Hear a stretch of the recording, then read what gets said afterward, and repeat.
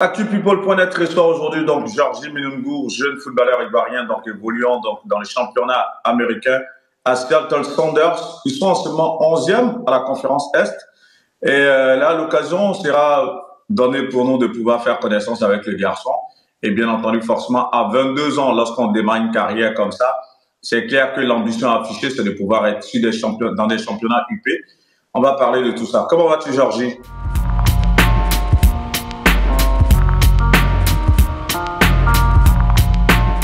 Ça va très bien. Et toi? Ouais, ça va, super. Ça va. Comme je l'ai dit dans l'intro, tu es ivoirien, tu as 22 ans. Et j'ai vu un peu ton parcours vite fait sur Wikipédia. Tu as évolué dans le championnat tchèque en seconde division. Ensuite, tu as évolué aussi dans une équipe en Amérique. Le football pour toi, ça commence comment du coup? Le football pour moi, je commence depuis l'âge de 3 ans. Voilà, depuis l'âge de 3 ans, je commence avec les petits ballons à la maison.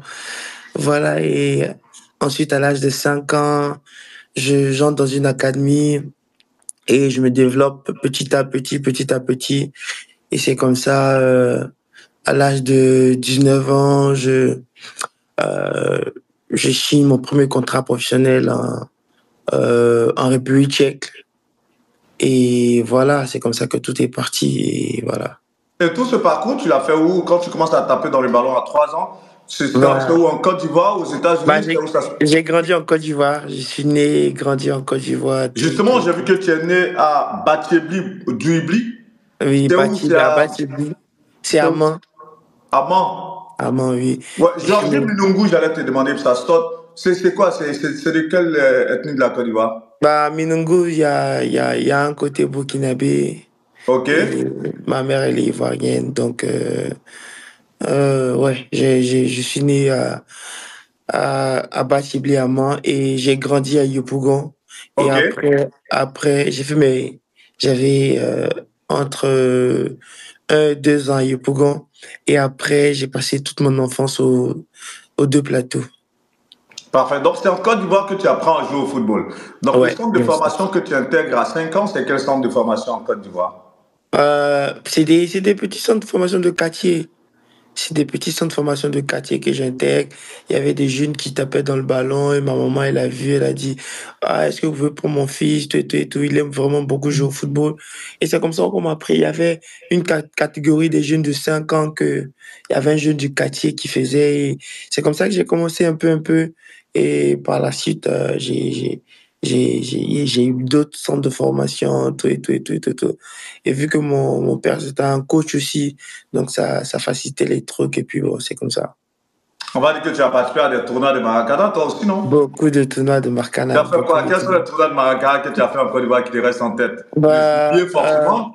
j'ai pas fait Zébier, Mhm. mais je sais pas si tu connais Cité Paillé, Cité Palier, c'est vers où ça? Résidence Paillé, la Résidence Paillé. Ça, c'est vers Williamsville, non? Ouais, vers William, c'est Résidence Paillé. Ah, Ok. là-bas, j'étais le meilleur joueur de là-bas. Ah Là-bas, ouais. on m'appelait Cassano. Tous les tournois, tout, c'était moi. Tout, c'était moi. C'était moi. C'était moi. Donc, tu as Et fait tous les petits tournois de Williamsville, justement. oui, William Civil aussi, euh, au grand terrain de William Civil.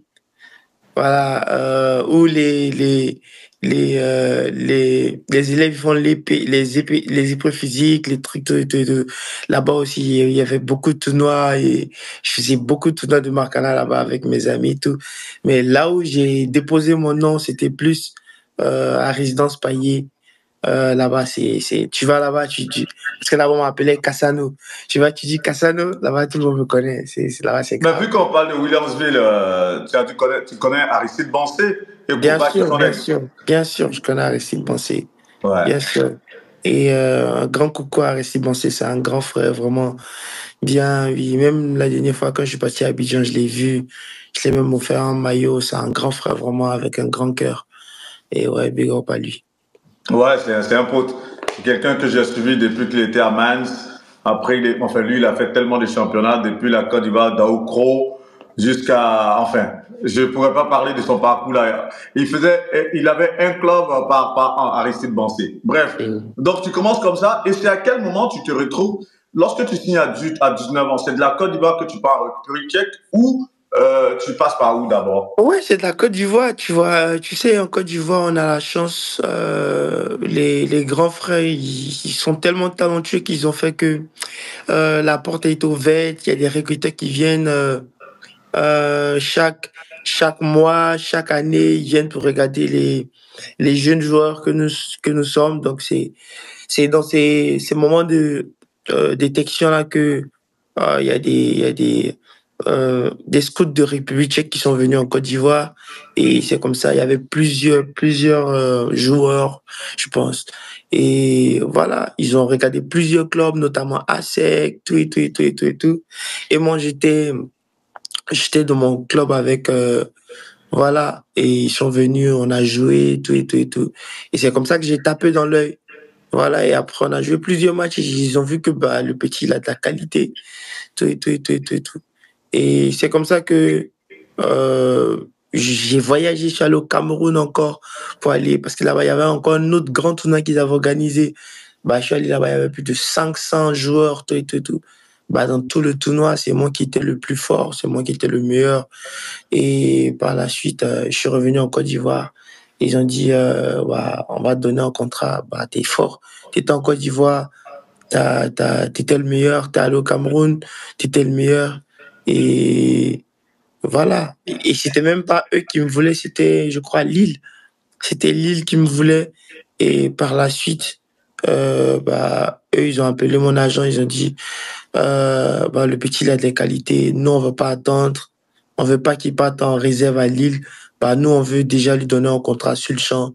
Bah, si vous voulez, nous, on est prêts. Donc, c'est comme ça que, bah, j'ai signé à Abidjan. J'étais même pas encore allé là-bas, je connaissais même pas le club. Et j'ai signé directement à Abidjan et par la suite, je me suis retrouvé là-bas et c'est comme ça ma carrière a commencé. Parfait. C'est vrai que là, il y a tellement de belles choses que tu as dites dans ce récit-là. Est-ce qu'aujourd'hui, avec toute la qualité que tu as, forcément, de se dire, c'est vrai, je sais un peu comment ça fonctionne, lorsqu'on est jeune, on a envie de briller au haut niveau, on a envie d'aller dans des championnats pour faire montre de son talent. Tu vas en République tchèque, en seconde division, certes, mais est-ce qu'aujourd'hui, avec le temps, tu te dis pas, j'aurais pu attendre et aller en réserve à Lille pour avoir une super exposition plus tard? Bah, le problème, tu sais, tout le monde a son choix de carrière, tu vois. Tout le monde n'a pas la même histoire. Tout le monde n'a pas le même chemin, tu vois. À Lille, je partais en réserve, tu vois. Mais l'opportunité qui m'a été donnée, c'était d'aller en deuxième division, de jouer directement. C'était pas en réserve, c'était D'être déjà, titulaire, ils ouais. ont vu, voilà, en Lille, c'était en réserve et là-bas, c'était même pas sûr que tu allais signer pro, tu vois. Et l'occasion de signer pro t'est directement donnée, tu vois, en Europe. Donc, pour moi, je pensais que c'était la meilleure offre à cet âge-là qui pouvait être. Et quand j'ai signé après là-bas, euh, j'ai pas joué en République tchèque. Je suis parti, mais j'ai pas joué, tu vois, parce que la saison était déjà finie. Et eux, qu'est-ce qu'ils ont fait?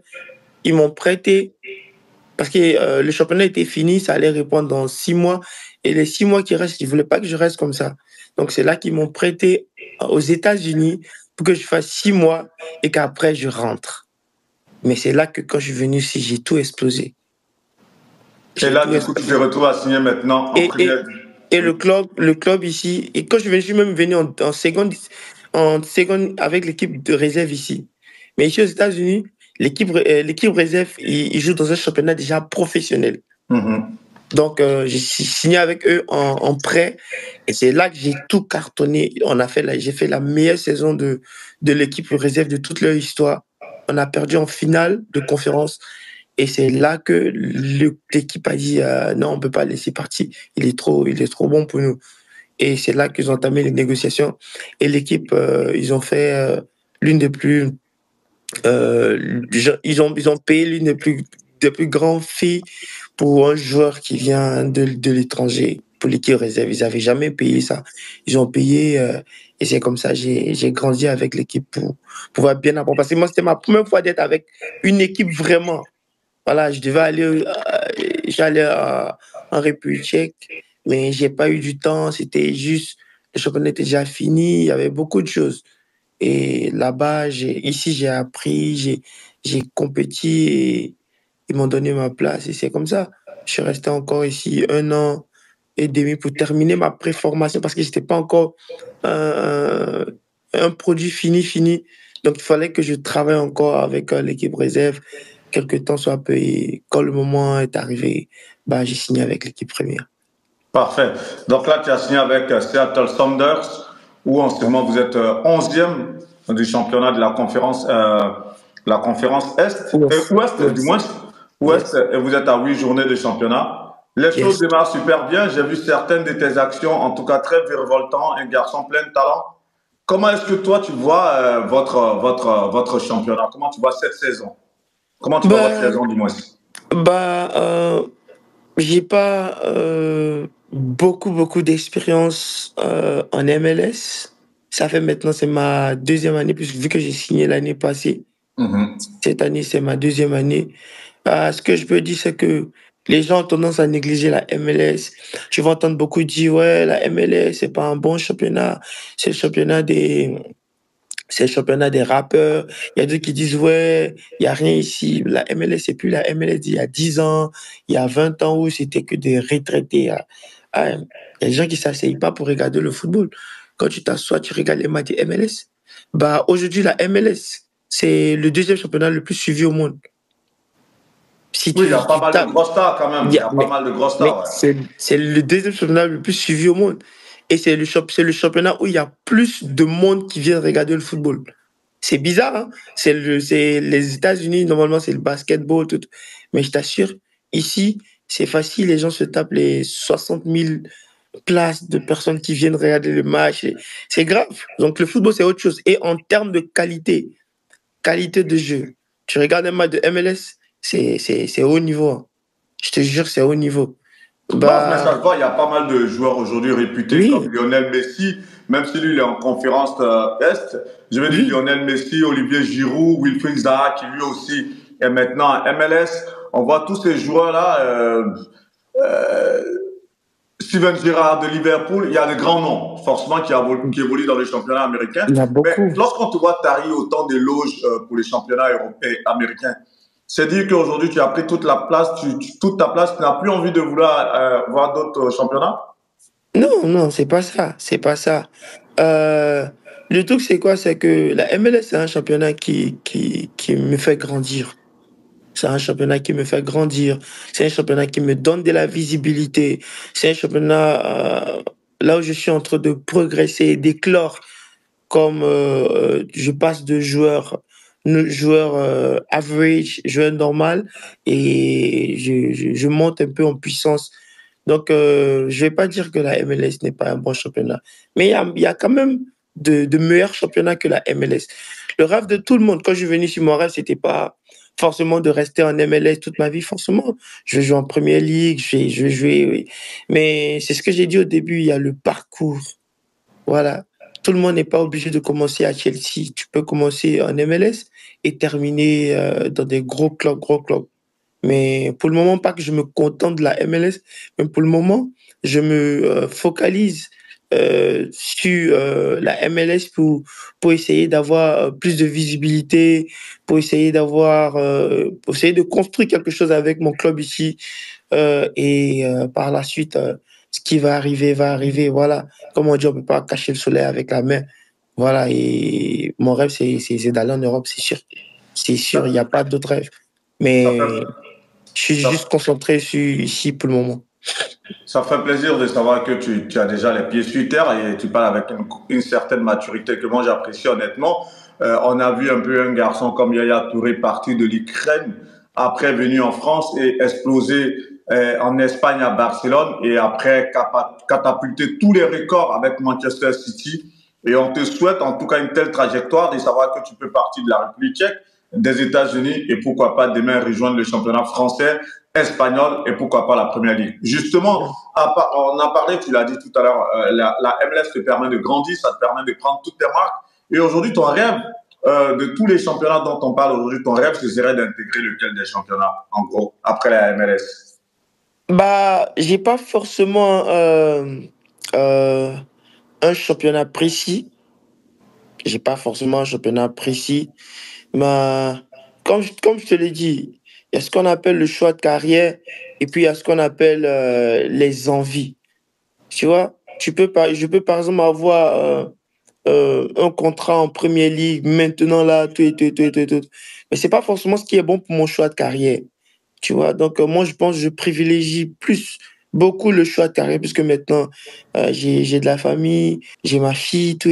Donc des décisions, je vais beaucoup réfléchir avant de les prendre, mais je vais privilégier mon choix de carrière, c'est qui pouvoir, là où je pourrais avoir plus de temps de jeu, là où je pourrais avoir plus de visibilité. Donc, je dirais, aujourd'hui, moi, que ce soit la Bundesliga, la Premier League, bah, le championnat espagnol, bah, c'est des championnats que, franchement, je rêve jouer là-bas. Mais après, je sais pas s'il y a meilleure offre que ça, là où je pourrais avoir plus de visibilité, bah, je suis partant. Parfait. Après 8 journées aujourd'hui, si tu dois faire un point de tes prestations, parce que ce qui est bien, tu le dis en toute modestie, le championnat américain me permet de grandir. Après 8 journées, si tu dois faire un bilan de tes prestations, tu dirais quoi? Bah, je pense que bah, pour le moment, je suis bien. Je suis bien parce que ici aux États-Unis, c'est les grands noms qui jouent. Voilà, quand tu vois dans chaque match, tu vas voir que c'est des grands noms. Et les jeunes joueurs, les très jeunes joueurs comme ça, c'est rare de les voir jouer beaucoup de matchs, commencer beaucoup de matchs. J'ai dit merci à Dieu, le coach il me fait beaucoup confiance. Je joue beaucoup de matchs et j'ai fait des stats aussi. Et voilà. Donc, mon bilan, pour moi, il est positif après 8 journées. Voilà, j'ai créé beaucoup d'occasions. J'ai fait beaucoup de passes décisives. Voilà. Et mon bilan, il est très positif aujourd'hui après 8 journées. C'est vrai que ça fait 3 matchs, mon équipe, on a eu un peu de mal, mais on est revenu encore. Et c'est bien. C'est bien pour moi. Mon bilan, il est très positif. Et voilà. En tout cas, au niveau des passes D, j'en ai vu, j'ai vu que tu as beaucoup de percussions. Il faut rappeler que ton poste de prédilection, c'est attaquant, Ouais. ailier droit. Et je vois pas mal de percussions. J'ai vu certaines images de certains matchs que tu as fait. Et aujourd'hui, c'est clair que tu prends plaisir et tu as donné une information tout à l'heure, une information très heureuse. Tu as ta fille qui est venue. Qu'est-ce que ça fait à 22 ans d'être père? Bah, c'est quelque chose d'exceptionnel. Mhm. Avant, je me disais être papa, c'est beaucoup de travail, c'est truc. Aujourd'hui, c'est une deuxième motivation. Je suis tellement fier, je suis tellement content et ça me donne encore une double motivation de pouvoir pousser encore et de me donner encore à fond sur le terrain. Parfait. Outre tes prestations au sein de ton club, forcément l'équipe nationale, tu l'as dans un coin de ta tête. Les éléphants de Côte d'Ivoire, ça te parle? Bah, bien sûr, pour quelqu'un qui a grandi en Côte d'Ivoire, c'est grandi en Côte d'Ivoire, euh, tout en Côte d'Ivoire avec la famille, bah, c'est forcément, forcément. Et bah, j'ai été même avec les U20. Bah, quand j'étais encore très petit, j'avais 19 ans. Mais c'était juste des regroupements, tu vois. Il y a plusieurs regroupements en Côte d'Ivoire. Donc, parfois, les regroupements U20, j'ai fait une fois un regroupement U20. Mais après, bah, c'était fini. C'était fini. Mais ça me parle aussi. J'ai la double nationalité burkinabé, ivoirien. Donc, c'est toujours un petit coin de ma tête, mais j'ai jamais eu ni burkinabé, ni ivoirien qui s'est mis sur mon dossier. Bah, tout le monde voit bah, mes qualités, tout le monde voit mes personnes et moi aussi, je suis pas allé ou bien j'ai pas forcément appelé mes parents, aller forcer des choses. Je me dis, c'est des choses qui vont venir naturellement. Voilà, si la Côte d'Ivoire ou je sais pas quoi, tout pays où je suis éligible qui m'ouvre la porte, bah, que je vois que le projet pour moi, c'est vraiment quelque chose de bon et ma famille adhère au projet, bah, je pense que je vais y aller. Mais la Côte d'Ivoire, bah, j'ai grandi en Côte d'Ivoire, je suis ivoirien. Ouais, donc pourquoi pas? Moi, je suis là, je suis prêt, mais bon, comme je te l'ai dit, il y a beaucoup d'autres choses. C'est pas seulement, ouais, je suis ivoirien, tout. Voilà, il y a, est-ce que les gens sont prêts pour t'accueillir? Il y a beaucoup de choses. Voilà, donc moi, je suis là, je suis patient. Je fais seulement mes stats. Je joue au football, je prends du plaisir. Le reste, c'est de la main de Dieu, comme on le dit. En tout cas, on espère que l'entraîneur de Côte d'Ivoire, le sélectionneur Emer Faye, va voir cette vidéo et savoir qu'il y a un garçon de 22 ans qui est en train d'exploser dans les championnats américains et qui a cette faim-là, qui a cette rage, qui voudrait un jour défendre les couleurs de la Côte d'Ivoire. La CAN, c'est dans quelques mois. On pourrait te voir, voilà, pourquoi pas, parmi les présélectionnés. C'est fort probable. C'est tout ce qu'on te souhaite.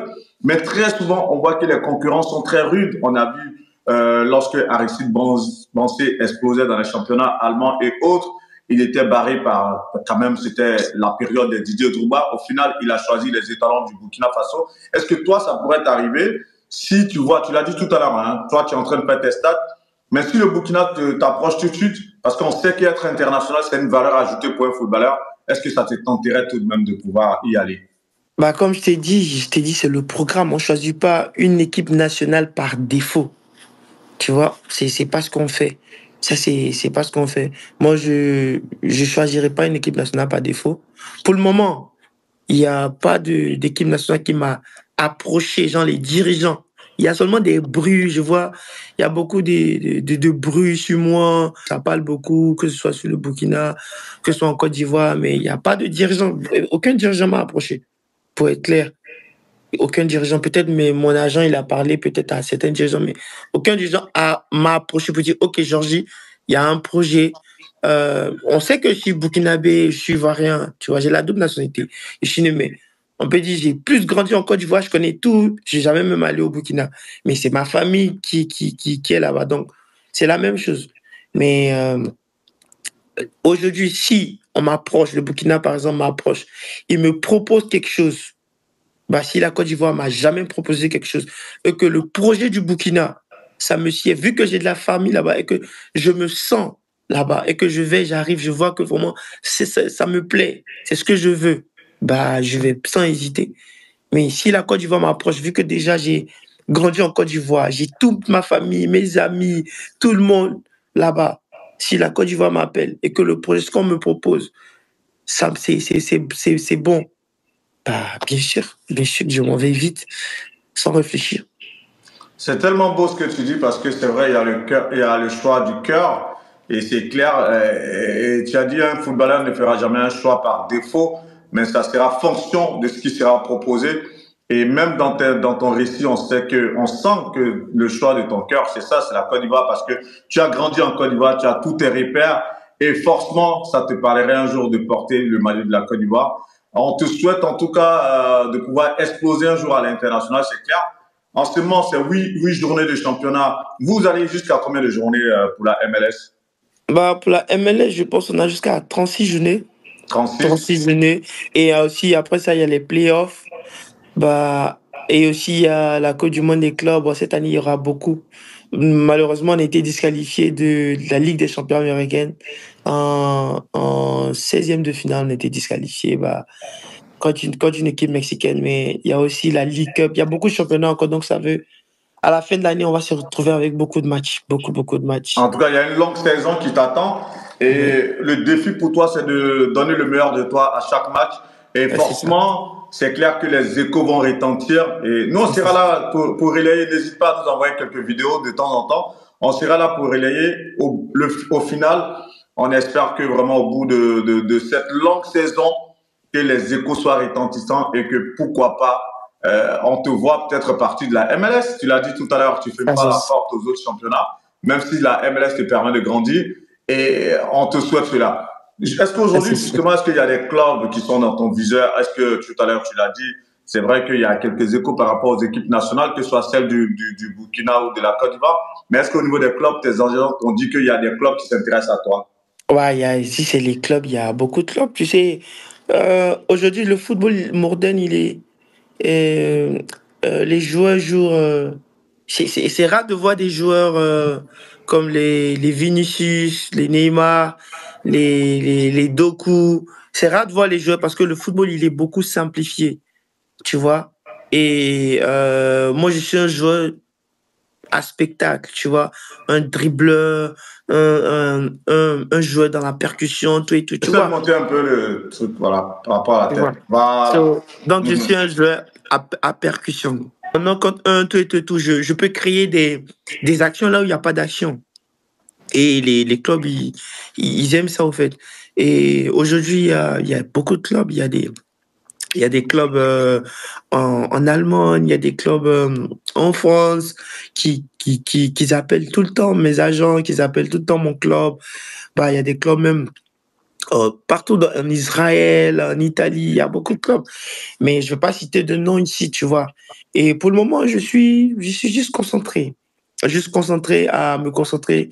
Il y a la Coupe du Monde des clubs, il y a l'été qui arrive. Il y a beaucoup de choses qui peuvent se passer à n'importe quel moment. Mais je sais que cette saison, si je me concentre, il y a beaucoup de choses qui vont arriver. Donc, moi, pour le moment, je suis concentré. Je laisse mes agents gérer le reste avec les clubs, tout, tout, tout.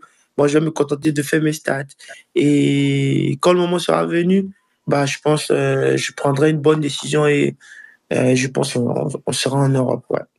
En tout cas, moi, ce qui me frappe dans cet entretien qu'on a, c'est cette maturité que tu as. Et ça aide pour les jeunes joueurs de savoir que tu as les pieds sur terre, de rester focus sur l'essentiel. Et il n'y a pas de raison que les portes ne s'ouvrent pas. Tu as cité un nom tout à l'heure, Jérémy Doku.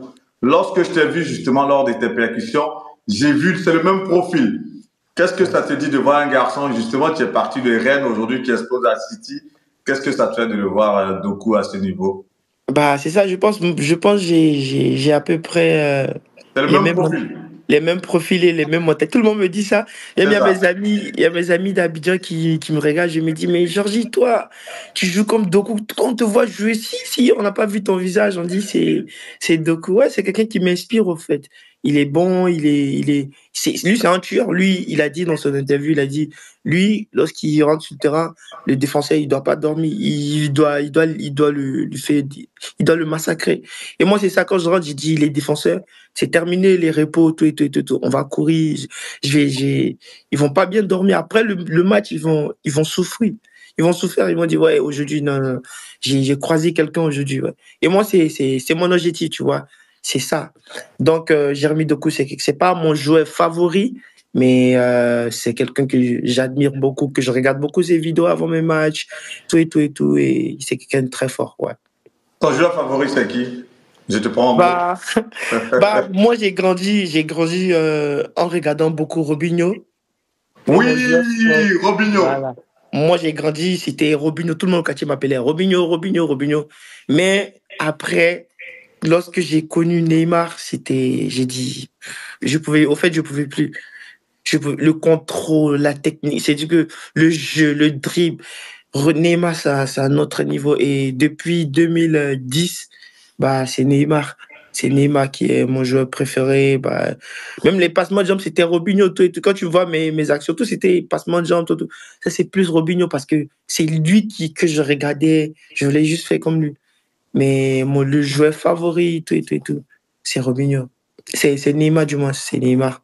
C'est mon joueur préféré. C'est tout. C'est mon idole. Il est spécial. Il est Il est spécial. élégant avec le. Je vois ces images sous le maillot du Milan, c'est Il est spécial. Robinho avec ses passements. Ah, C'est là dans ma tête. Robinho, c'est quelque chose. Robinho, c'est quelque chose. Ah ouais, ça fait plaisir parce que tu suis et ça t'inspire ce genre de choses. Il y a un Ouais. garçon aussi qui a aussi qui vient de signer comme ça un jeune attaquant ivoirien qui vient de signer à Leganés. Yann Diomandé, tu l'as connu? Ouais, je le connais bien, je le connais bien. Et je connais très bien. Il a Yann. grandi, il a évolué dans un centre de football en Côte d'Ivoire. Je l'ai vu quand il était tout petit, il y a 2 3 ans à Abidjan, au centre du grand frère Des Bamba. Aujourd'hui, il vient de signer à Leganés et il a aussi la même percussion comme toi.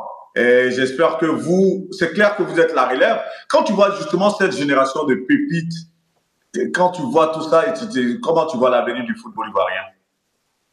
Bah, la Côte d'Ivoire a toujours eu des générations de fous malades. On a toujours eu des cracks, des pépites, des, des, des joueurs exceptionnels. Même pas moi, même pas lui que tu viens de citer, mais il y a encore d'autres qui sont exceptionnels. C'est ça qui fait que jouer en Côte d'Ivoire, c'est pas facile. C'est pas facile parce qu'il y a tout le temps des joueurs exceptionnels en Côte d'Ivoire, tu vois. Et moi, je me dis, la Côte d'Ivoire manque pas de réserve. Voilà, il y a eu le temps de Didier Drogba, il y a Touré. Après, aujourd'hui, on a le temps de Adengra et Amad Diallo, tout, tout, tout. Et il y aura encore d'autres pépites encore qui vont venir, tu vois. La Côte d'Ivoire manquera jamais. Et je pense que cette nouvelle génération, c'est plus feu follet, c'est plus voilà, dans le spectacle, c'est plus dans la gestion. Regarde, quand tu vois Dengra, comment il fait avec l'équipe nationale, c'est fou. C'est fou. Et ouais, je pense que si on laisse beaucoup la place aux jeunes, bah, ça va cartonner en Côte d'Ivoire, hein. Parfait. Tu parlais de Robinho et de Neymar qui sont des fins dribbleurs. Tu évolues dans le même championnat, même si ce n'est pas dans la même conférence, que Wilfried Zaha, qui aussi, il y a quelques années en arrière, faisait partie des 3 meilleurs dribbleurs du championnat anglais.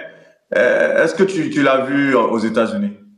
Bah, le premier match de la MLS, parce que nous, on jouait le premier match de la MLS de cette année, c'était en fin février, là, on jouait contre son équipe comme Charlotte. Donc, il venait justement de signer et ils ont fait même une interview sur moi. Tout le monde me demandait, Georgie, voilà, qu'est-ce que tu penses? Tu vas commencer ton premier match contre Wilfried Zaha, tout et tout. J'ai dit, mais je suis excité. Je peux pas, je compte les heures pour qu'on commence le match. Et à la dernière minute, c'était sa femme devait accoucher, je sais pas, et il n'a plus pu voyager. La veille du match, il n'a pas voyagé. Il est resté. Moi, j'arrive le matin, on me dit non, Zaha peut plus venir. Sa femme devait accoucher, donc il a décidé de rester. Bah, j'avais mal. J'ai dit, mais bah, parce que lui, Zaha, c'est quelque chose. Zaha, c'est une légende. Zaha, c'est quelque chose. Quand tu parles dans le monde du football, côté dribble, côté ailier, Zaha, c'est un nom vraiment quelque chose. Et le voir en MLS, bah, c'est quelque chose. Et pour moi, c'était un honneur de jouer contre lui, tout et tout et tout et tout et tout. Et bah, malheureusement, il n'était pas là. Mais bah, j'ai fait le massacre à ses défenseurs. Et puis, bah, on a fait 2-2, mais quand même, j'ai fait le massacre à ses défenseurs. Mais j'avais envie de le voir. J'avais envie de me battre contre lui parce qu'on sera sur le même côté. Lui joue ailier gauche, moi, je peux jouer ailier droit, ailier gauche, tout et tout et tout et tout. Donc, on allait se battre sur le terrain. Et vraiment, même à la fin, j'allais demander son maillot. C'est une légende, ça. Tout le monde était excité. On a dit, ils avaient déjà fait l'affiche, Ivoirien contre Ivoirien, les trucs comme ça, tu vois. Et moi, j'étais vraiment, vraiment truc, mais bah, c'est pas gâté. On va jouer un autre match encore vers juin là-bas et j'espère qu'on va s'attraper. On ne peut pas ne pas parler de Lionel Messi. Vous avez déjà eu à affronter son club, Non, on va Nani, affronter son club cette année en septembre. en septembre. Ouais, en septembre. Qu'est-ce que Ça ça te sera- fera de jouer face à une telle légende? Ah, tu sais, Messi, c'est le GOAT, hein. Messi, je vais contre Messi, c'est pas Messi seulement. Regarde, dans son équipe, il y a Messi, Suarez, Jordi Alba. C'est trop. C'est trop. Déjà, tu te mets dans le même match que Messi, Suarez, Jordi Alba, Busquets. Bah, tu as tout gagné dans ta vie. En fait, c'est pas seulement en termes de ta joué contre eux, mais c'est en termes d'expérience. C'est En ça. 90 minutes, tu vas apprendre le football comme tu n'as jamais appris de toute ta vie. De toute ta vie. Je prends un exemple. L'année passée, j'ai joué l'année passée parce que mon équipe a perdu en finale de la MLS. On avait perdu en finale. On a joué contre Ricky Puig. Lui, c'est un autre niveau. Quand tu joues contre ces gars-là, tu te demandes est-ce que je joue au football? On a joué contre Ricky Puig, Marco Reus, Denis Bouanga. Bah, c'est un autre niveau. Eux, ils jouent le football, tu as l'impression que c'est un autre niveau. Mais ça te donne encore plus d'expérience. Demain, quand tu joues avec un joueur de ce calibre-là, tu n'es pas impressionné. T'es pas impressionné. Et jouer contre Messi, c'est autre chose. Tu sais qu'il va vous trimballer, tu sais qu'il va vous fatiguer, il va vous mélanger. Mais tu vas apprendre, tu vas connaître c'est quoi le top 2, le top un. Tu vas dans le monde, tu vas connaître. Et là, tu vas t'asseoir, tu vas réfléchir, tu vas dire, waouh, si le top un il est comme ça, bah, c'est que c'est dur. C'est que c'est dur. C'est qu'il y a du chemin. Il y a du chemin. En tant que jeune Ivoirien, c'est clair que tu as pris part aux discussions de quartier le plus fort entre Messi et Ronaldo. Bah, ça, Là, on c'est est en sûr. interview, toi qui es pro aujourd'hui, c'est qui le meilleur? Bah, moi, je vais pas dire c'est qui le meilleur. Moi, je vais dire les deux, ils sont pas de notre monde. Moi, je vais pas dire le meilleur, c'est Messi ou Cristiano, mais les deux sont pas de ce monde. Il y a un, c'est un génie, il est quitté en Argentine, il avait un problème, il est arrivé au Barça, il a tout explosé de toute sa vie. Toute sa vie, il n'a fait qu'exploser les records. Et il y a l'autre, il n'était rien du tout. Il a entendu que, OK, le football, il y a des grands noms. Il a dit, OK, moi, je viens, je m'impose par mon travail. et il s'est imposé par son travail. Il a eu 5 ballons d'or, l'autre, il a eu 8 ballons d'or, je sais pas quoi. Bah, c'est des extraterrestres. Pendant plus de 15 années, ils ont été au top et au top du football mondial. Bah, c'est pas déjà à comparer au fait. Moi, je peux pas les comparer. Je peux pas. Moi, je les classe les deux dans une autre dimension. Et j'envoie les autres là-bas. Les autres qui essaient d'arriver à côté, mais qui sont encore très loin d'eux. Voilà. Donc, je dirais pas Messi, il est très fort, tout et tout et tout. Même si j'aime beaucoup Messi. Voilà. Pour moi, j'aime beaucoup Messi, j'aime son jeu, j'aime sa vision, mais tu peux pas détester Cristiano, c'est impossible. C'est impossible. Cristiano, c'est un tueur. Moi, si j'ai un footballeur qui me dit je préfère Messi, Cristiano, il vaut rien, je dis, toi, t'es malade. Cristiano, c'est le footballeur, en fait. C'est le footballeur. C'est le travail, c'est l'éthique, c'est tout, en fait. La détermination. Jusqu'à aujourd'hui, il a quel âge? Mais il continue de marquer des buts, il continue de... Même quand il loupe un but, tu le vois, il pleure sur le terrain, mais les gens pensent que ouais, c'est parce qu'il a envie de pleurer. Mais le gars, il a faim. Avec les millions qu'il a, il a toujours faim, il veut toujours être le meilleur. Il y a pas meilleur modèle, au fait, je sais pas. Bah, Non, mais ce qui me réjouit quand je t'entends parler, honnêtement, je me dis, le prochain rendez-vous, ce sera peut-être d'un championnat autre que les championnats américains. Je sais pas, mon petit doigt me dit ça. Parce que tu as une maturité et je pense que dans le récit de vie pour les footballeurs, ce sont des aspects qu'on néglige, mais c'est très, très important de voir un garçon comme ça à ton âge, à 22 ans, faire des prises de parole comme ça, faire ce genre d'analyse, honnêtement, c'est une valeur ajoutée et ça va te porter. Tu parlais de ces deux profils, le génie argentin et le bosseur Cristiano. Toi, on te verrait dans quelle catégorie? Génie ou bosseur? bah, moi, je suis un bosseur. C'est vrai, je kiffe Messi, mais moi, je suis un bosseur. Moi, je travaille. Je travaille, c'est vrai, je suis de nature, j'ai mon génie à moi, j'ai ma technicité à moi, je suis un joueur reconnu, un contre un, très, très, très fort, c'est très fort, un contre un. Moi, si je suis 5 un contre un, bah, je vais te passer 4 fois. Ça sera dur, j'ai mon génie à moi, mais après, le génie sans travail, c'est rien. Bah, moi, je suis un travailleur. Après les entraînements, je fais des séances individuelles. Avant les entraînements, je viens, je répète mes gammes. Bah, je suis prêt. Je suis prêt. Je donne aucune chance à mon adversaire de bénéficier de quelque chose. Parce que le football, c'est les détails. Voilà, tu peux être fort, tu peux être talentueux, mais le gars, il peut connaître quelque chose que toi, tu n'as pas. Il faut toujours apprendre. Donc, moi, je travaille très, très, très, très fort. Pour arriver là où je suis, mon génie, ça n'a pas suffi, hein. Il fallait beaucoup de travail. Beaucoup de travail. Et c'est ça qui m'a amené ici. On a parlé de Jérémy Doku, mais quand tu parlais aussi, j'ai pensé à un garçon comme Moise Kean, Ouais. qui est d'origine ivoirienne, un garçon aussi qui a grandi en Italie, qui est en équipe nationale italienne.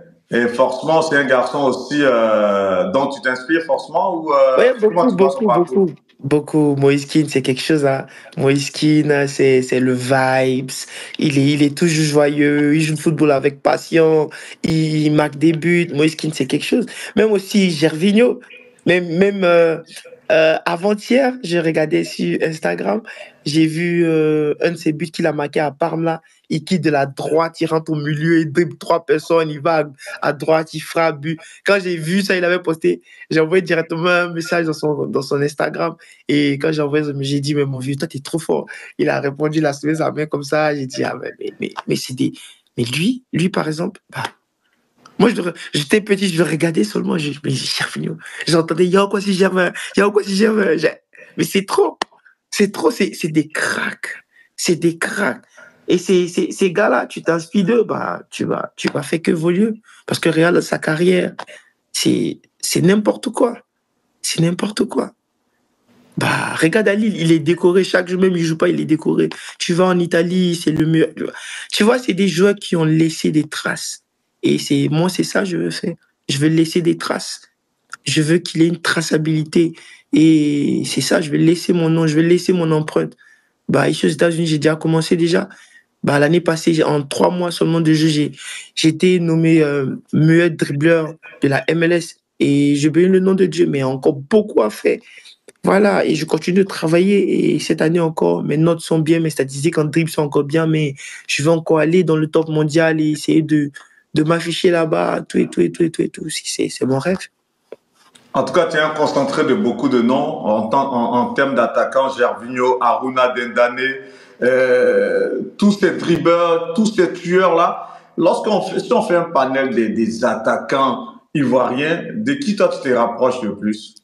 Bah, je vais dire, pour être honnête, pour moi, si j'enlevais deux dans le lot, je vais dire Aruna Dendade et Gervinho.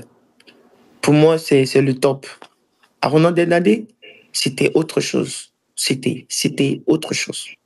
C'était autre chose. Il était très, très fort, très rapide ses appuis. C'était très fort. Gervinho, lui, bah, lui, c'est le gars, il te prend le ballon depuis la ligne défensive, bah, il court seulement, il va marquer. Tu peux Le pas l'arrêter. Jaguar. Tu peux Le pas l'arrêter. Jaguar. On dit tu peux pas l'arrêter. Parce que la seule manière de l'arrêter, c'est de le tacler. Même tu le tacles, il tombe, il continue. Il continue. Et Arnaud Denane, lui, il te dribble comme il veut. Il te passe au fer à repasser. Bah, c'est des grands frères que j'admire vraiment beaucoup. Vraiment. En tout cas, J'ai Georgie, moi, jamais eu à les rencontrer de vrai, tout et tout et tout et tout. Bah, mais je les admire beaucoup, beaucoup, beaucoup. je sais une seule chose, tu as un très bel avenir. Tu as un très bel avenir à 22 ans. Justement, on va vers la fin de cet entretien. Qu'est-ce qu'on peut te souhaiter, justement? Bah, tout ce que j'aimerais avoir, c'est juste, voilà, percer dans le football encore plus. Parce que pour peut-être certains diront, ouais, il a déjà percé, c'est un footballeur professionnel. Bah, pour le moment, moi, je me considère pas encore comme un joueur qui a percé. Je me considère comme un joueur qui est en train d'apprendre. Voilà, je suis en train d'apprendre et je pense que j'ai pas encore été à mon prime. Et mon objectif, c'est, comme tu as dit, c'est d'atteindre l'Europe. C'est d'arriver là-bas et montrer dans les 5 plus grands championnats que je peux rivaliser aussi avec les grands dribbleurs, je peux rivaliser aussi avec des grands joueurs, tu vois. Et bah, tout ce que vous pouvez me souhaiter, je pense, c'est que le succès, voilà, mon club et dans mon club à venir, on sait jamais, en Europe, voilà, c'est tout. Ah, c'est tout ce que nous, on te souhaite. On te souhaite le Graal, en tout cas de pouvoir évoluer dans les plus grands championnats européens. En MLS, déjà, tu as doublé de pas mal de bonnes statistiques. Continue sur cette lancée. Tu l'as dit tout à l'heure, rien que le travail. C'est vrai, il y a certes le génie, mais ce génie-là, il faut travailler, il faut travailler. Et on voit que tu es sur une très, très, très bonne lancée. Moi, j'ai pris plaisir, sincèrement, à échanger avec toi. J'ai vu un garçon très, très modeste, très, très mature. Et j'ai vu aussi, on va dire, certaines de tes actions. Talentueux. Tu as toutes les chances de ton côté et on te souhaite en tout cas plein succès. J'ai été Merci. très heureux d'avoir cette interview avec toi, qu'on va Merci retrouver très bientôt sur la chaîne YouTube actualpeople.net et j'espère que tous nos abonnés t'enverront de bonnes vibes. C'est ça. Merci Guillaume et bonne semaine à toi. À très bientôt, que Dieu te bénisse, qu'il te garde et puis très bonne semaine. Votre prochain Très bonne match, c'est semaine. quand? C'est ce samedi. Ce samedi. Bah, je serai à l'affût, je vais regarder, je vais Ok, regarder. Vous ah, êtes en très bien. déplacement ou vous recevez? On joue à domicile. Vous êtes à domicile. Tu penses Ouais. que vous allez gagner? Bah, je pense qu'on va gagner, ça c'est sûr. Force à toi. Ok. Allez, Ciao, ciao, à ciao. très bientôt. Ok. Merci. Ouais. Merci. Ouais.